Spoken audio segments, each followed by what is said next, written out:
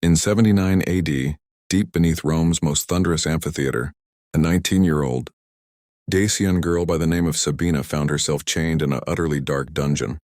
Overhead, 50,000 Romans bellowed in triumph, applauding the gladiator who had just slain her brothers. What transpired with her during the following 3 hours emerged as one of Rome's most fiercely concealed customs, a ceremony so savage that even the empire's own chroniclers debated whether to document it whatsoever. This is the tale that Roman senators attempted to erase from the annals, the prize that elevated a champion to a figure who could act with near impunity in secluded quarters. Before delving into the events that transpired in those subterranean spaces, smash that like button if you've ever pondered what truly occurred once the spectators departed. Hit subscribe for after hearing this, you'll never view ancient Rome through the same lens again. Drop a comment below. Did Roman spectacles push beyond acceptable bounds, or was this merely the harsh toll of maintaining an empire? The details you're about to encounter draw directly from Cassius Dio's chronicles, corroborated by 2018 digs under the Colosseum and bolstered by Senate parchments unearthed in the Vatican vaults. This isn't legend. These were the occurrences Rome branded as amusement, the grim truth lurking behind the blood-drenched spectacles that spanned the empire in the 1st century AD. The Colosseum transcended mere architecture.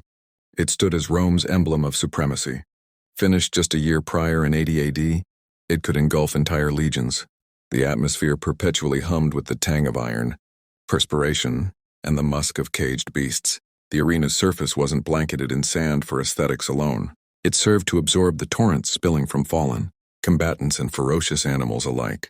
Beneath that gritty layer sprawled a labyrinth of passages and enclosures housing Rome's prized commodities, the doomed, the enslaved, and the subjugated. Gladiator contests extended far beyond diversion.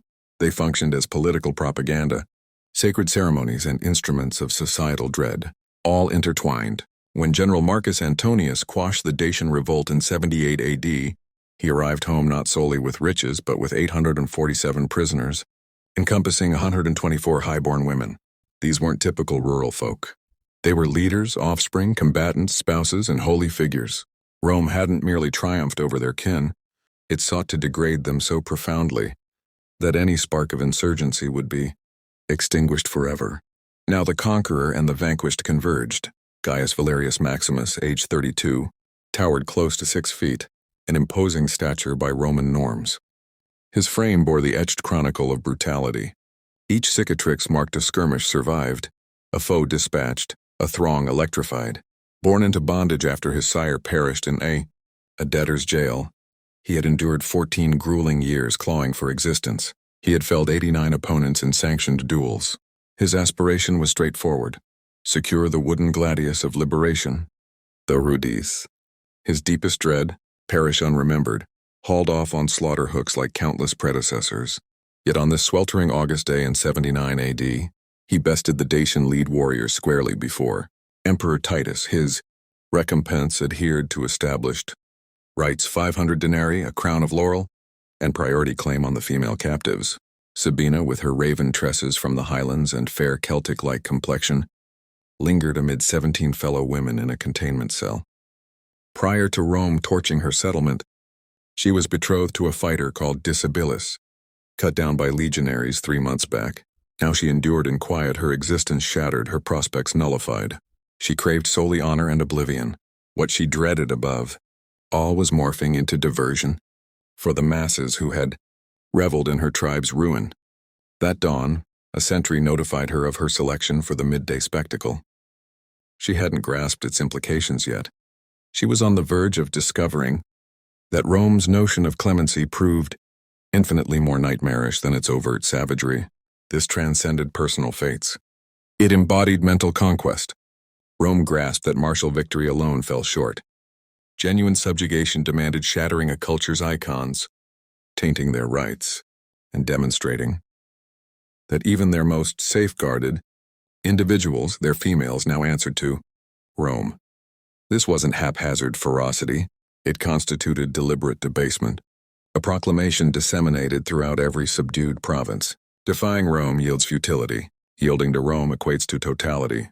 The sequence that day would burgeon into such infamy that the Senate found itself compelled to intervene, precisely at 3 p.m., as dusk's fingers stretched across the gore-stained sands.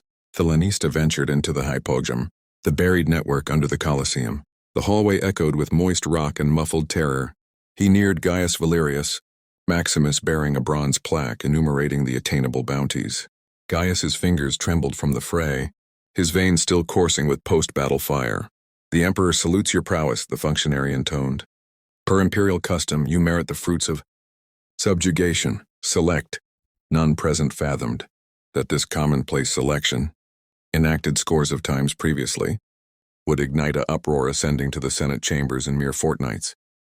The plaque enumerated the gratuities: bullion, vintage, a repose in genuine linens, or Victoria Carnalis, the intimate entitlement bestowed upon the prevailing warrior. For a soul possessing naught and liable to slaughter at whim, this marked one of the scant instances of wielding authority. Roman ethos didn't merely condone this, it exalted it. To Rome, the subdued served to gratify the dominant. Such was the realm's rationale, honed across eras. The groundwork commenced. Within the female detention zone, a distinct form of readiness was already in motion. Sentries entered hauling pails of liquid, not for sustenance but for cleansing the detainees.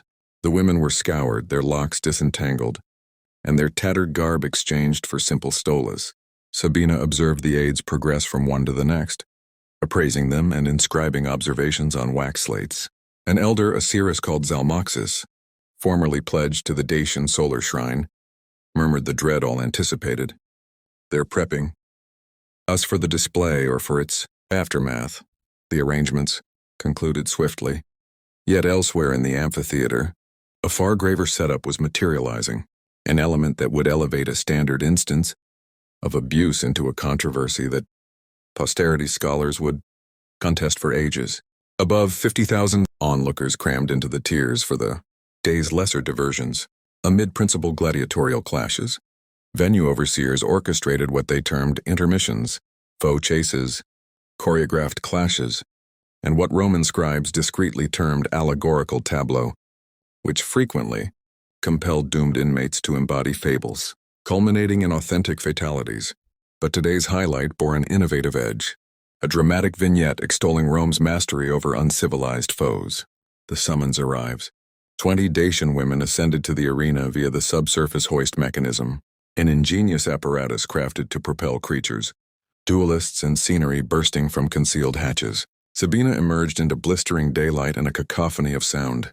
The multitude's din struck like a tangible force. She inhaled the sizzle of grilled fare from hawkers, potent scents wafting from opulent boxes and underlying it, the metallic bite of congealed blood scorching under the sun. What ought to have been a plain execution morphed into a meticulously devised mortification.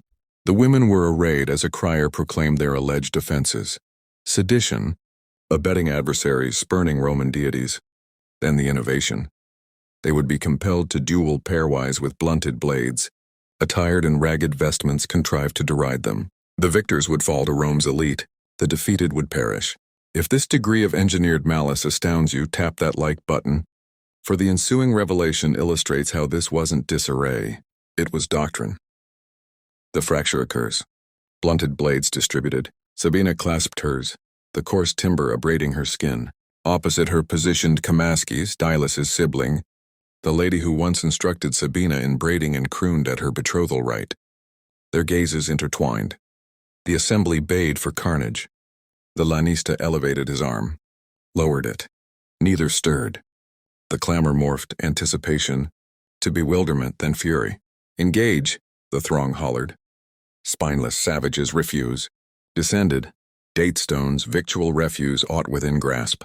Yet the women withheld their strikes. It constituted their sole remaining defiance, denial. For 90 unbroken seconds, the mightiest dominion on the globe faced overt repudiation from two defenseless women rooted in place. Then the warden surged forth. The scripted farce crumbled into genuine assault. Kamaskis felled from the rear with the blade's broadside, crumpling onto the grains. The spectators exulted. Sabina wailed and lunged toward her, relinquishing the mock weapon. Both hauled off, not toward the axe, but to an alternative the viewers deemed equally captivating. The authentic terror ignites in the hypogeum below. The administrative apparatus of Roman subjugation churned onward undeterred. A clerk inscribed an entry. 20 female detainees, Dacian lineage, handled for post-triumph disbursement. Subsequent entry.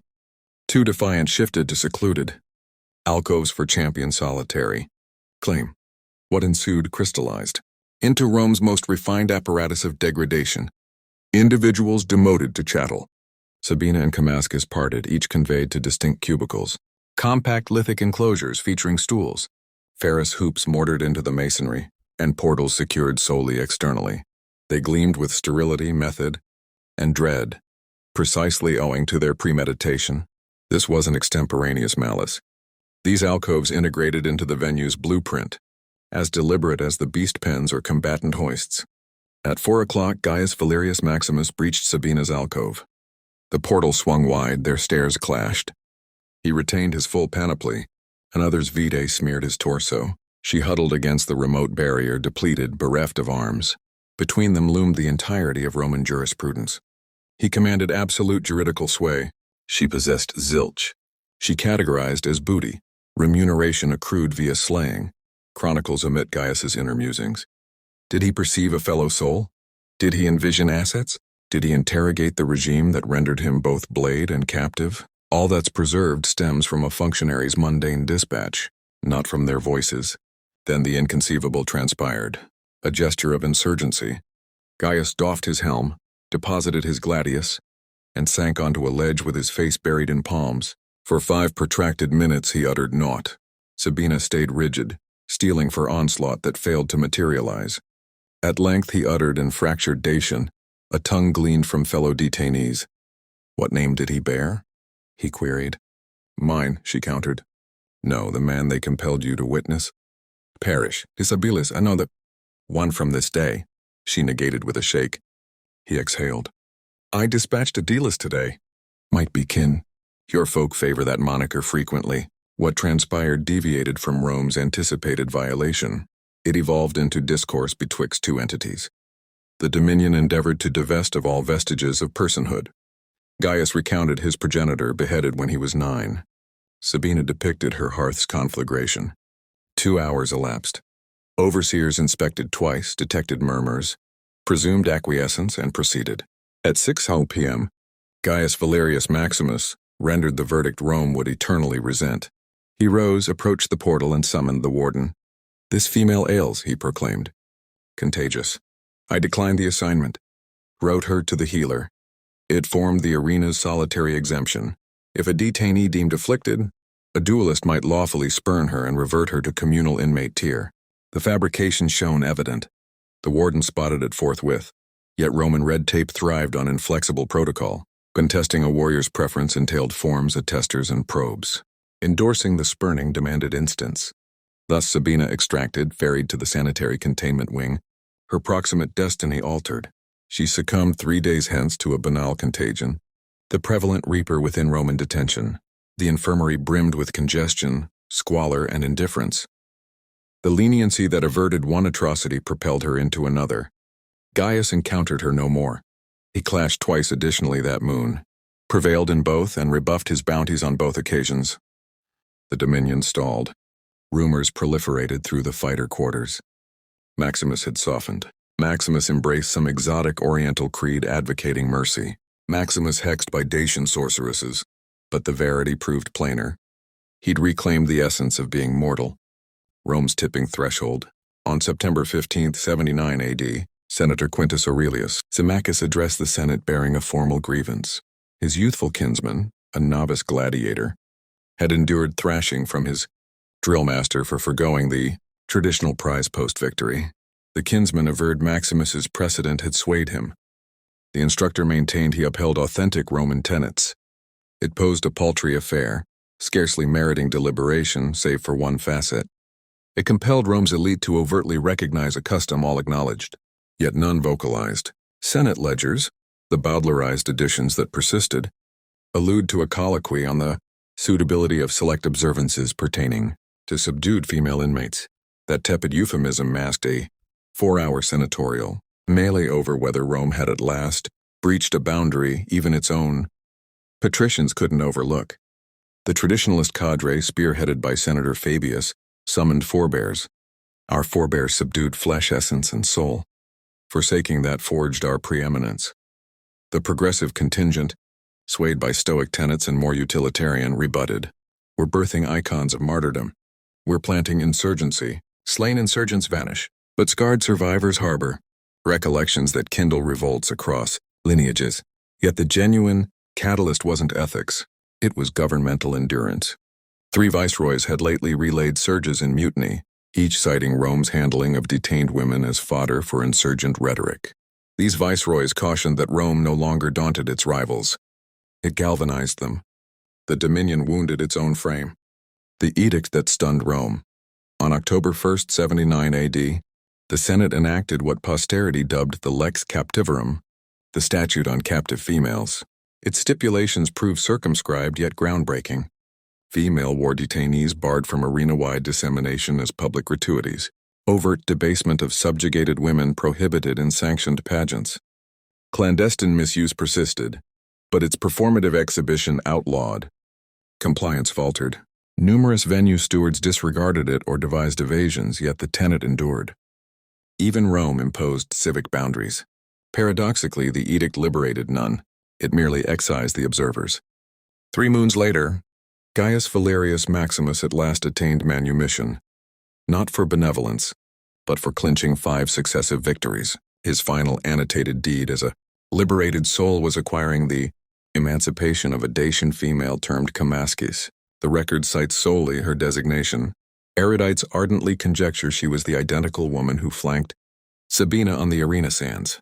Envision Gaius comprehending that his lone defiance prolonged one woman's reprieve by scant days, not beyond. It altered zilch for the multitudes preceding or succeeding. The apparatus loomed too vast, too lucrative, too ingrained in Roman ethos. His uprising equated to a droplet plunging into a sea of gore. Envision Sabina's terminal vigils, expiring from a treatable malady amid fellow inmates the dominion scarcely catalogued. No patrician contested her demise. No scribe noted her moniker. Within Rome's ethical ledger, her anguish merited no notation. The pathos transcends Rome's ferocity alone. Savagery characterized archaic conflict. The profound pathos resides in Rome's mechanization of it, converting it to diversion, codifying it via documentation, logistics, and structural foresight.